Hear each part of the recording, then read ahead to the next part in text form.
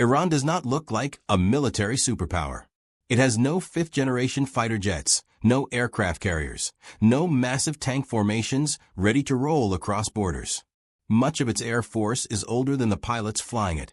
Its navy is made up largely of small boats, and its economy has been under sanctions for more than 40 years. By every traditional metric, Iran should be weak. And yet, Iran is one of the most feared countries in the Middle East. Not because it can win a conventional war, but because it has learned how to make war unbearable for anyone who tries to fight it. While other nations invested in modern jets, heavy armor, and large standing armies, Iran accepted a hard truth early on. It could never outspend or outgun the United States or its allies. So instead of trying to match power with power, Iran chose a different path. It redesigned the very idea of warfare. For decades, Western military planners looked at Iran through the lens of traditional conflict.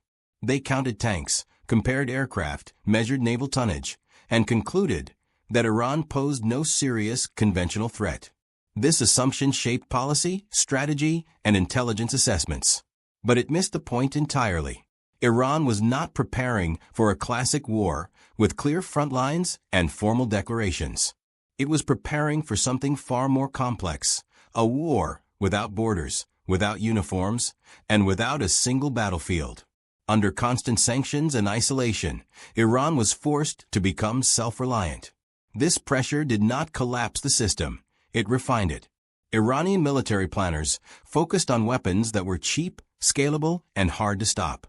Ballistic missiles instead of bombers. Drones instead of fighter jets. Fast attack boats instead of destroyers. Most importantly, Iran built networks rather than armies. Instead of projecting power directly, it learned how to project influence.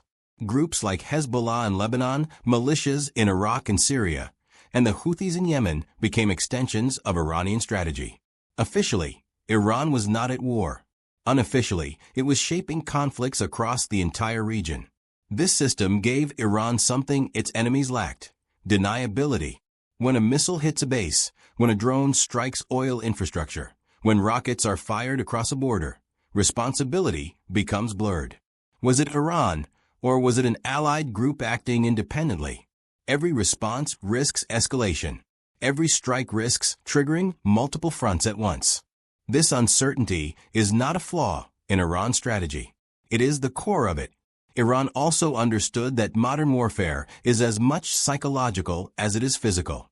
It does not need to destroy an enemy's army to win. It only needs to make the cost of action too high.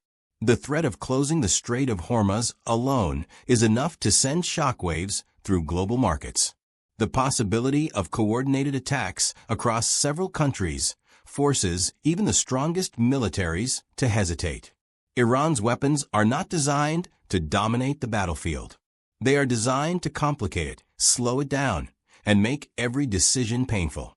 When Iranian drones and missiles began appearing in real conflicts, the world took notice. These were not experimental systems or parade models. They were cheap, reliable, and effective. They bypassed traditional air defenses, overwhelmed interception systems, and struck targets that were previously considered secure. Each successful strike reinforced the same message: Iran does not need air superiority to cause strategic damage. It only needs persistence. The reason Iran has not been attacked directly is not because it is invincible. It is because the consequences of attacking it are unpredictable and potentially catastrophic. A direct war with Iran would not be a single campaign. It would be a regional chain reaction involving multiple countries, non-state actors, economic disruption, and global instability. Victory might be possible on paper, but control would not be. Iran's greatest strength is not its missiles, its drones, or its proxies. It is patience.